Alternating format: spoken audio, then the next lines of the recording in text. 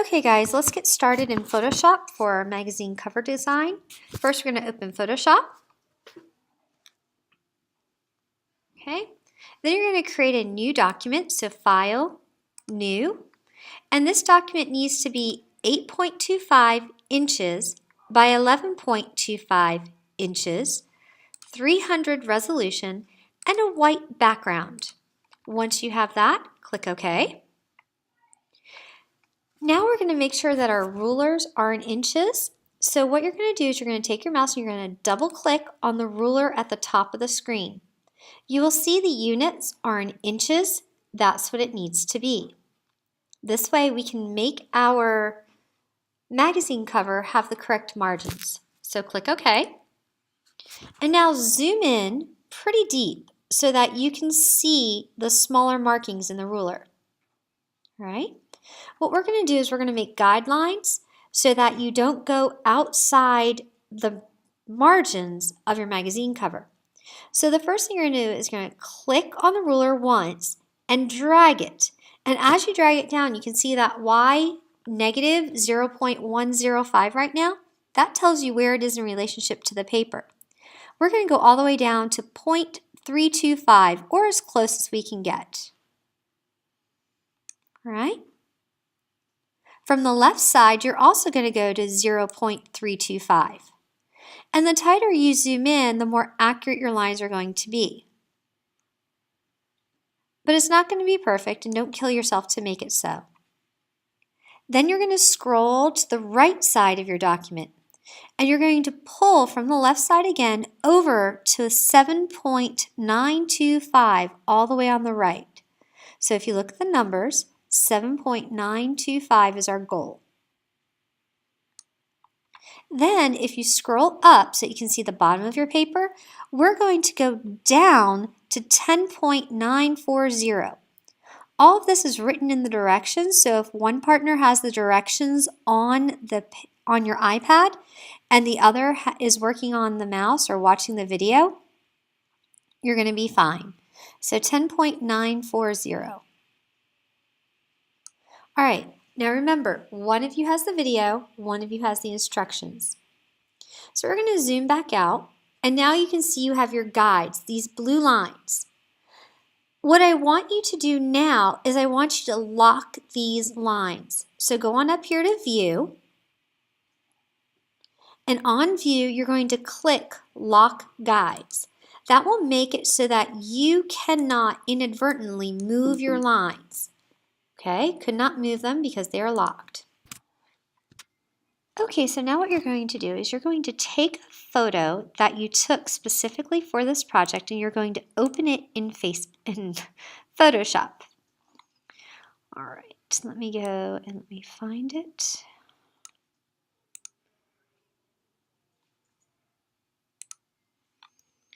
Okay, we're going to open this photo.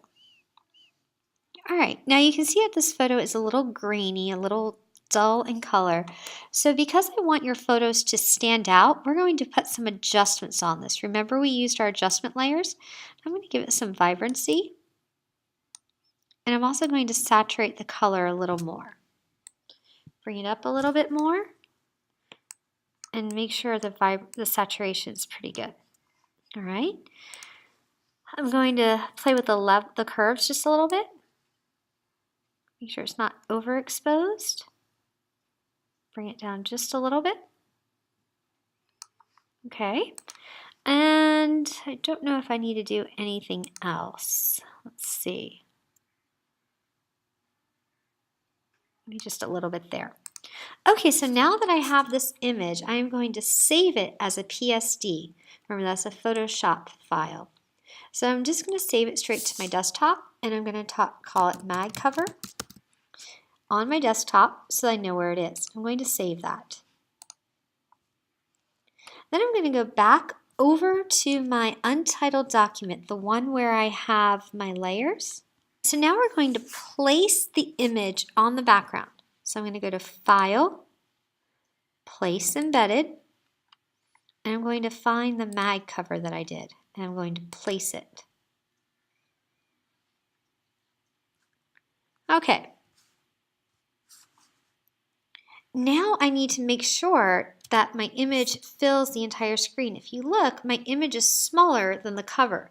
So what I'm going to do is I'm going to go over here and I'm going to convert it to a smart object.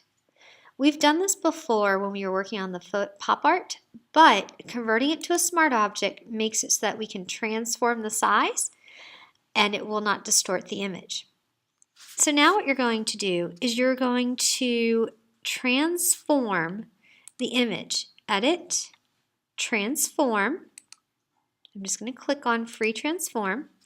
And if I hold my shift key down, it'll keep it the same dimensions as I had it before. So I'm going to hold my shift key and drag from the corners and get this to take up the entire canvas. When I'm happy with what I have, I can either click the check mark or simply press enter. And now if I go to my move arrows, I can move it where I want it. I'm going to favor the left just a little bit because I remember my rule of thirds.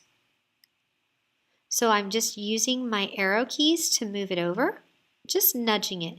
You can use the mouse if you want, but I chose to use the arrow key. Okay, I'm also going to bring it up, oops, nope, down just a little bit to get rid of that corner. And then I'm going to stretch it again. I'm going to free transform it one more time. And I'm going to hold my shift key and pull up. And then I'm going to move it over. I'm trying to get that bottom out of there, but it's not going to happen. So we'll just leave it at that. All right, so because it was a smart object, it did not distort the image. If you have a person in your photo, you need to have a model credit, which is simply a text layer that's smaller, giving the name of the person in the photograph. Now I'm going to start adding layers. I'm going to add a text layer. I'm going to click on here and draw my box. And if you look over here on the right, you see text layer. I'm going to go and I'm going to choose this font. And instead of 8 point, I'm going to make it about 60. Let's see how that goes. Travel. I know that's not the greatest name for a magazine, but you get the idea. Up here is the color for your font. So if I wanted to choose a different color, I would highlight the word, go here, select, and now it's a different color, or it should have been a different color.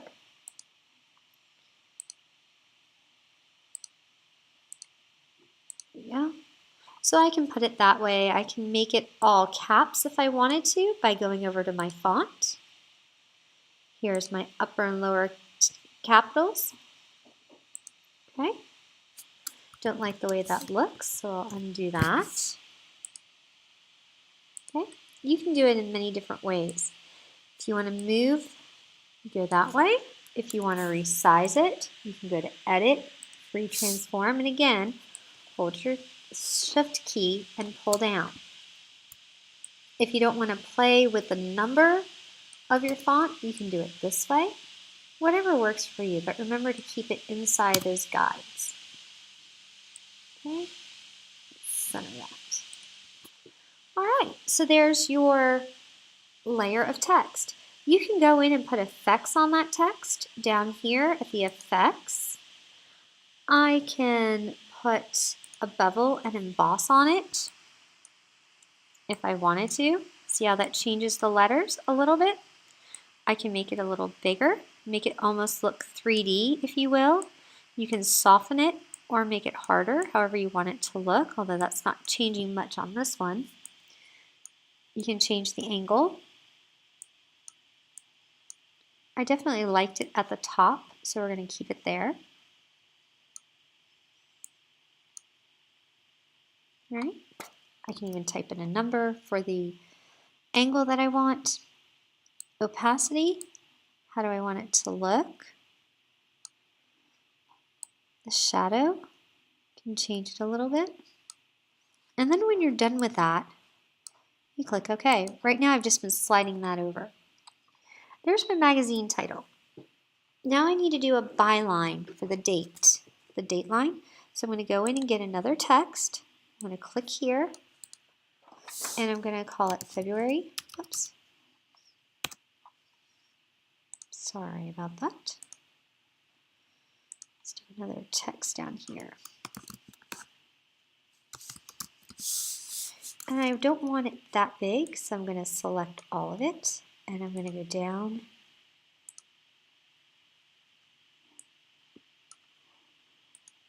Sometimes selecting your font size first is easier. Command A selects all of it, and you can go and make it a little bigger if you wanted, whatever works for you. Okay, so I'm not going to play too much with that. I'm going to put it there so that it works together. And then I'm going to link these two. So you're going to hold Shift and select both the date and travel. Then you're going to come down here and you're going to click Create a New Group or press Command G on your keyboard. If I create a new group and I expand that arrow, you can see that the date and the magazine title are all within that folder.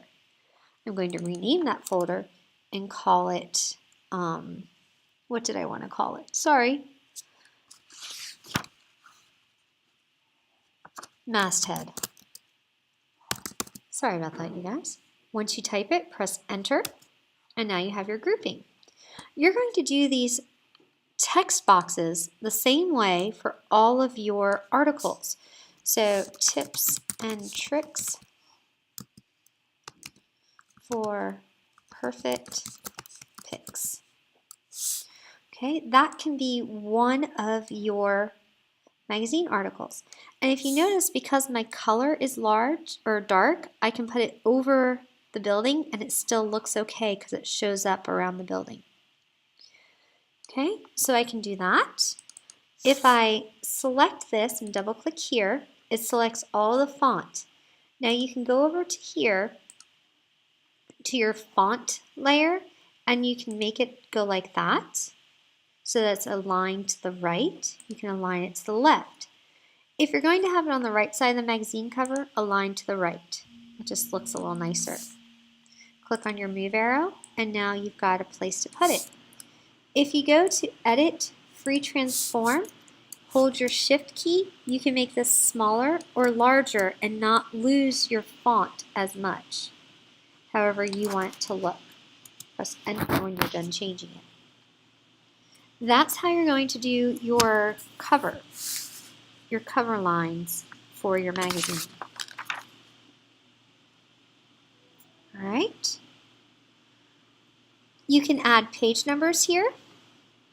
So if I wanted to add another text layer, and I would say page 4, and then I move it and link it over here.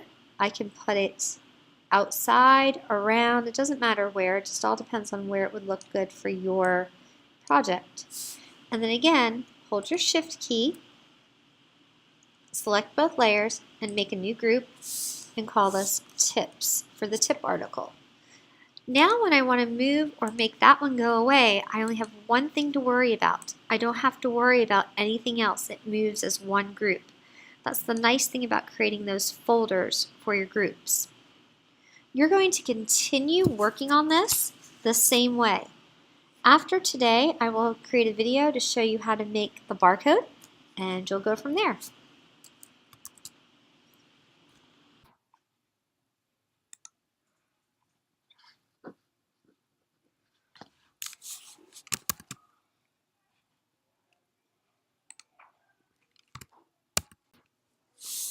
Okay, so what we're going to do is we're going to create our magazine cover in Photoshop.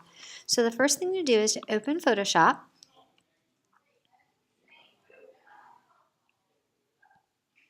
And then you're going to create a new file. So you're going to go to File, New, and you're going to make it to be 8.25. And remember, you need to be in inches by 11.25 inches as well. The resolution needs to be 300. Click OK. Now we're going to create guides. So what you're going to do is you're going to first double click on the ruler up above to make sure that the units are in inches. That makes it so that we can get a full magazine cover. And what you're going to do is you're going to zoom in on your file so that you get the biggest screen if you will, the biggest image, so you can definitely see the smaller markings in the rulers. Then you're going to take your mouse and you're going to click and drag down. And this top margin is going to be at 0.325. Get it as close as you can. It doesn't have to be perfect. Then you're going to go from the left, click on the left ruler, drag it over again to 0.325, or as close as you can get.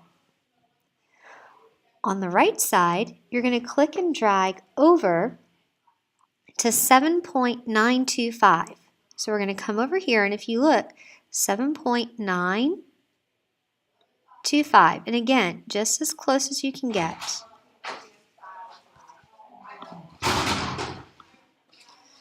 Hi,